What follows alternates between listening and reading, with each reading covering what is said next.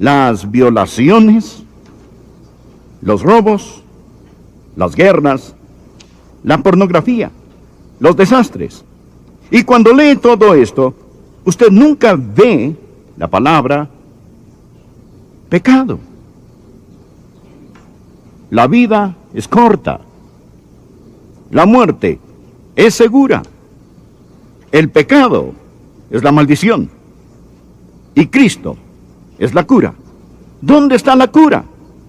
En la cruz del Señor Jesucristo. Por favor, escuche. Porque también Cristo padeció una sola vez por los pecados. ¿Y por qué la cruz? Cristo padeció una sola vez por los pecados, el justo, por los injustos, para llevarnos a Dios. ¿No es este un maravilloso versículo? Un maravilloso versículo. Hay suficiente dinamita del Evangelio en solo este para dinamitar el pecado, el odio, el dolor, la enfermedad de la vida de cualquier persona. Pero la dinamita debe ser encendida por la chispa de la fe. Deseo que hoy aprendamos exactamente cómo perdona Dios el pecado. Cómo Dios se encarga del pecado. Suponga que alguien viene y le da un puñetazo en la nariz. Después, suponga que en un acto de compasión, usted le dice a esa persona que le pegó, lo perdono. Suponga que esa persona le contesta, oh no, no hay necesidad de que me perdone, yo ya me he perdonado.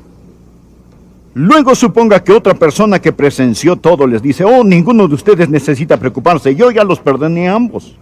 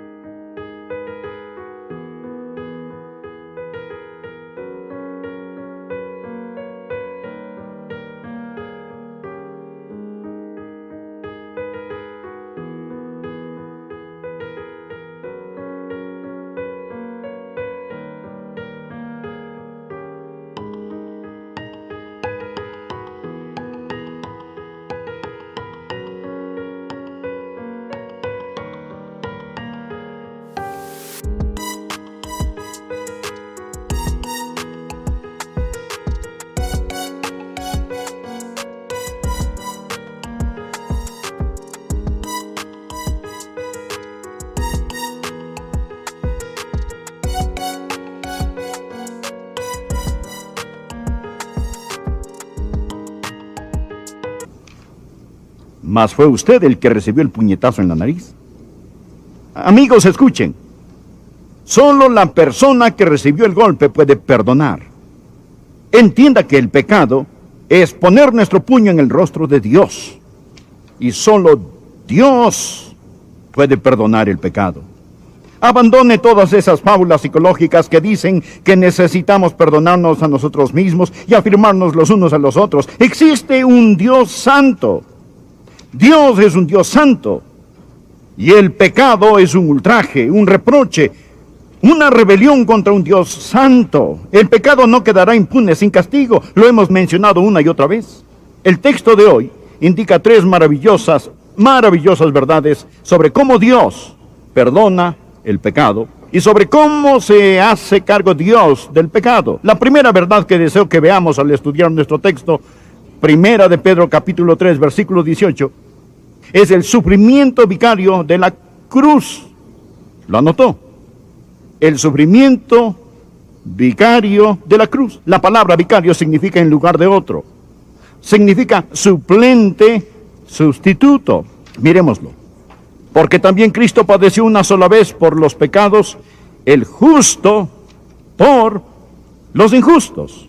Es decir, Jesús, quien es justo, quien nunca pecó, nacido de la Virgen, el sin mancha, sin pecado, Hijo de Dios, el justo, murió por los injustos. Habla de usted y de mí. Somos los pecadores. Él llegó a ser nuestro sustituto. A lo largo de la Biblia, Dios enseña la lección de la sustitución. Por el tiempo de Cristo, los sacerdotes y los levitas ya habían instituido un rango especial de pastores. para criar corderos muy especiales. Los de la Pascua eran los mejores, los más finos, y se les criaba en Belén. En la semana de la Pascua, esos corderos salían de los campos de Booz en Belén, subían el monte del templo y entraban por la puerta de las ovejas, para ser examinado por el sumo sacerdote, los levitas y por los otros sacerdotes. El mismo día, bajando el monte de los olivos, cabalgando sobre una asna, venía el Señor Jesucristo, el Cordero de Dios, quien luego subió el monte Moria. El mismo día, los corderos y el Cordero de Dios entraban a la ciudad. El domingo de Palmas, la Pascua, el mismo día, ese mismo día, hace tanto tiempo. Luego llegó el día cuando el Cordero de la Pascua debía ser sacrificado. A las 3 de la tarde, el sacerdote levantaba la barbilla de ese corderito sin defecto y, tomando sus filosos y mortales cuchillos, le cortaba la garganta al corderito. Al mismo tiempo que esto sucedía, sobre el cruel monte Gólgota, el Cordero de Dios vertía su preciosa sangre real, roja como los rubíes, por los pecados de la humanidad. Y Jesús dijo sobre la cruz: consumado es. Está terminado. La deuda está pagada totalmente. Y sacerdotes ya pueden irse a sus casas. Levitas pueden bajar sus cuchillos.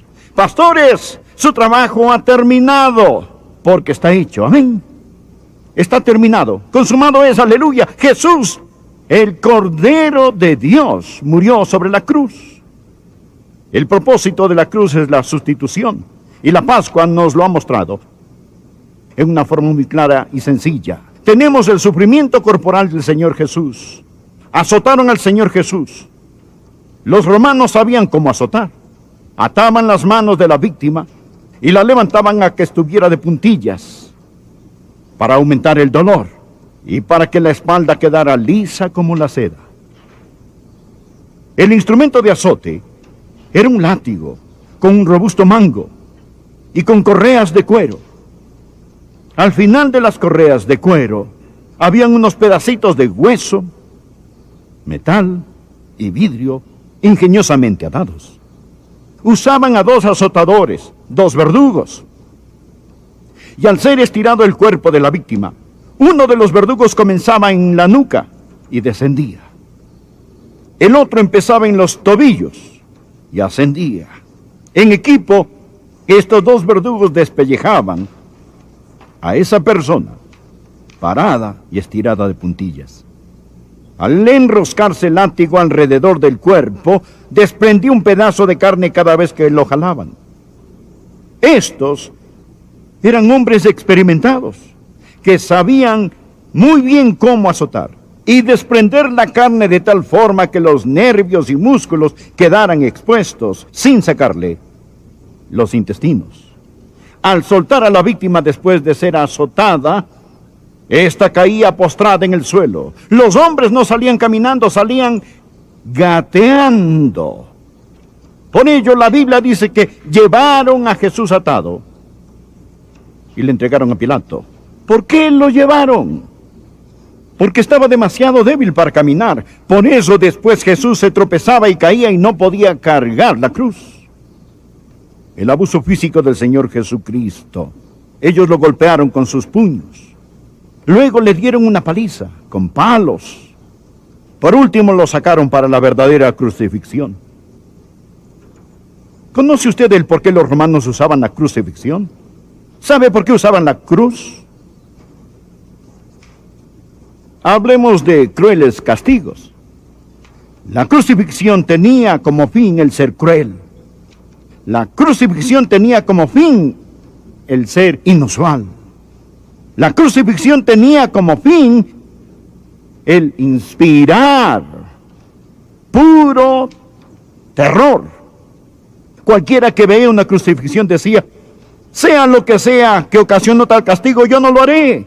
Romanos, haré lo que me ordenen, pero no me crucifiquen. De esto se trataba la crucifixión. De esto se trataba la crucifixión. ¿Ha oído la palabra excruciatos? Viene de una palabra latina. Excruciatus. Excruciatus. Y significa salido de la cruz. De la cruz. De esta palabra viene crucifixión. Un tipo de dolor atroz que proviene de la cruz. Un dolor agudísimo. Clavaban las manos de la víctima a la cruz. Ellos separaban los metacarpos, poniendo el clavo aquí, no en la palma de la mano, sino en la muñeca, para que no se cayera de la cruz. Trataban de golpear el nervio del medio, para transmitir el dolor por el cuerpo hasta el torso. Penetraban esos clavos a través de esos nervios. Lo crucificaban con sus brazos en un ángulo de 90 grados. Pero cuando el cuerpo caía, sus brazos quedaban en un ángulo de 65 grados, quedando sus brazos así. Los pies a su vez clavados a la cruz. El peso del cuerpo caía sobre el pecho. Y la persona crucificada comenzaba a respirar con dificultad. Por lo tanto, para poder respirar, la víctima tenía que alzar su cuerpo.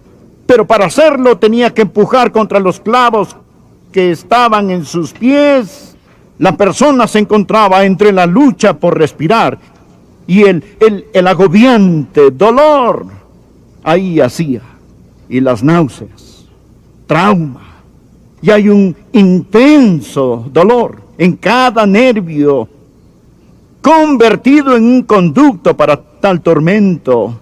El individuo permanecía allí un agonizante largo tiempo hasta morir de una muerte atroz, atroz. Hubo la agonía física de la cruz. Hubo la agonía emocional, el sufrimiento emocional de la cruz, como predicamos la semana pasada. No solo Jesucristo bebió la copa, la contaminación del pecado, sino también llevó la corona, el castigo del pecado.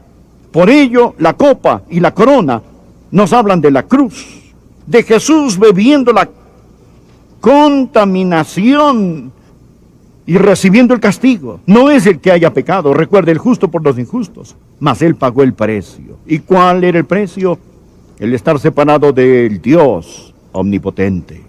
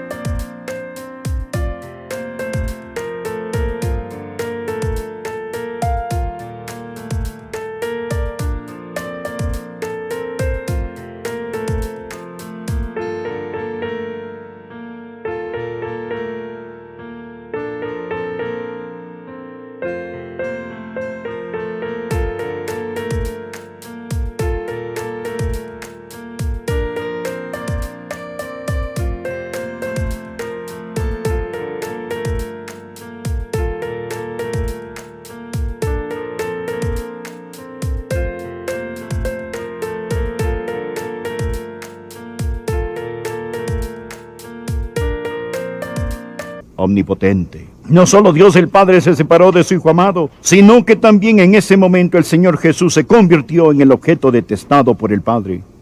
Y Dios el Padre tuvo que mirarlo como mira a un pecador y tratarlo como trataría a un pecador.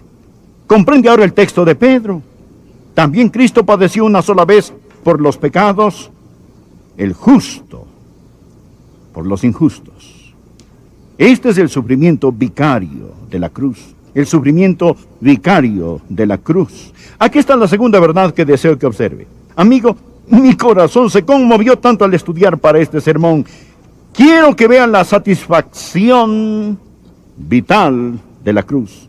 La satisfacción vital de la cruz. Miremos el texto. Hay una palabra que no quiero que pase por alto. Mírela. Porque también Cristo padeció. ¿Cuál es la próxima palabra? No puede escucharlos. Una vez por los pecados. por los pecados. Amigo, esto no significa había una vez. Esto significa una vez y para siempre. Significa una vez y para siempre. Al decir Jesús, consumado es, dijo que la deuda quedó cancelada totalmente. Recuerdan que he mencionado que en Roma, cuando encerraban a un hombre en prisión, cuando se le encontraba culpable de un crimen, ellos lo encerraban y escribían un certificado de deuda que lo pegaban a la puerta de su celda. Era su deuda al Estado y a la sociedad. Era lo que su pecado, su crimen había provocado. Se lo llamaba un certificado de deuda y lo ponían en la puerta de su celda. Después de servir su tiempo, pagar la pena y satisfacer las deudas de la ley, entonces escribían sobre este certificado de deuda pagado en su totalidad y se lo entregaban al prisionero. ¿Sabe cuál era la palabra que escribían sobre este papel? Tetelestai. ¿Sabe lo que significa? Consumado es. Consumado es. Está cancelado. Ese hombre no tendrá que regresar a prisión otra vez. Nunca volverá a estar en peligro o será arrestado por el mismo crimen. Si lo acusaban, podía decir, sí lo cometí, pero yo pagué. Está consumado. No pueden llevarme 2 veces por el mismo crimen. Esto es lo que dice, que Jesús padeció una sola vez por los pecados, y qué blasfemia es decir que necesitamos otro sacrificio por los pecados. Hebreos 10, de los versos 12 al 14. Pero Cristo, habiendo ofrecido una vez para siempre un solo sacrificio por los pecados, se ha sentado a la diestra de Dios. De ahí en adelante, esperando hasta que sus enemigos sean puestos por estrado de sus pies. Escuchen esto, porque por una sola ofrenda hizo perfectos para siempre a los santificados. Aleluya. Este es el porqué de la seguridad eterna. Sabía que si pudiera perder la salvación después de haberse salvado, lo cual no es posible, pero supongamos que pudiera perder su salvación. Para que pudiera salvarse nuevamente, Jesús tendría que morir otra vez. Verá, cuando Jesús murió, fue solo válido para una salvación, porque con una sola ofrenda hizo perfectos para siempre a los santificados. Jesús dijo, consumado es, cancelado, pagado totalmente. No hay nada que se pueda hacer ni que necesite hacer. Existe el sufrimiento vicario de la cruz, la satisfacción vital de la cruz. La Biblia dice en Isaías 53:11 que Dios el Padre verá el fruto de la aflicción de su alma y quedará satisfecho. Dios está satisfecho con lo que Jesús hizo sobre la cruz. La deuda del pecado está pagada. Aleluya. La tercera verdad que deseo que vea. No solo el sufrimiento vicario de la cruz, no solo la satisfacción vital de la cruz, porque también Cristo padeció una sola vez por los pecados del justo, por los injustos, sino también la salvación victoriosa de la cruz. La salvación victoriosa. Cristo padeció una sola vez por los pecados, el justo por los injustos. ¿Para qué? Para llevarnos a Dios. ¿Lo ve? Léalo. Para llevarnos a Dios. ¿Qué hace el pecado? El pecado nos separa del Dios Santo. ¿Qué hace la cruz? Sobre esa cruz, Jesús tomó a Dios Santo con una mano, al hombre pecador con la otra, y por medio de la sangre de su cruz, Él reconcilió a Dios y al hombre. Él hizo la paz por medio de la sangre de su cruz, para con esta llevarnos a Dios. Escuche Romanos 5:10, porque si siendo enemigos, fuimos reconciliados con Dios por la muerte de su Hijo, mucho más, estando reconciliados, seremos salvos por su vida. Para llevarnos a Dios. La palabra llevarnos en griego es prosego, que significa tomar a un individuo y presentarlo ante un rey o un dignatario. Esto es lo que Jesús hizo. Jesús nos ha tomado de la mano para presentarnos ante Dios el Padre. Él nos lleva a Dios. Él intercede. Padre, estos son míos. Yo los compré con mi sangre sobre esa cruz. ¿Lo anima usted? A mí sí me anima. El rey David en el Antiguo Testamento tuvo un hijo. Su nombre era Absalón. Y Absalón se rebeló contra su padre. Había una mujer en el reino que le dijo a David: usted necesita hacer algo para reconciliarse con su hijo, para que él regrese, para traer a su hijo. Pero David no lo hizo. Dicha mujer le dijo: rey David, usted no está actuando como Dios actúa. Por favor, anote este precioso versículo en el margen de su Biblia. Es un increíble versículo. Segunda de Samuel 14:14. Esto es lo que esa mujer le dijo a David: porque de cierto morimos, y somos como aguas derramadas por tierra, que no puede volver a recogerse. Ni Dios quita la vida, sino que provee los medios para no alejar de sí al desterrado. ¿No es este un gran texto evangelístico del Antiguo Testamento?